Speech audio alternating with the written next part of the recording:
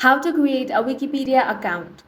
In this video, I will guide you step by step on how to create a Wikipedia account. For that, you want to open up any web browser. Now search Wikipedia login, then tap on this option. Now you want to tap on the three lines at the top left corner of your screen. Select the option of login.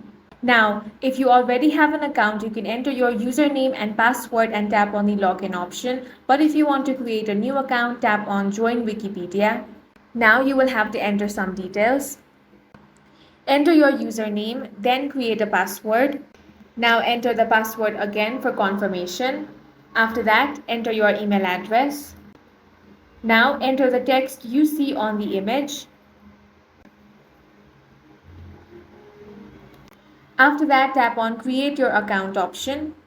Once that is done, you want to tap on these three lines. Now, as you can see, your account has been successfully created. Tap on your username to access your profile.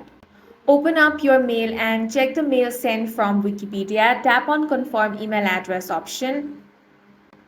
And with this, your new Wikipedia account has been successfully created and verified. And that's all for this video. If you found it useful, make sure to hit the like button and subscribe for more videos like this.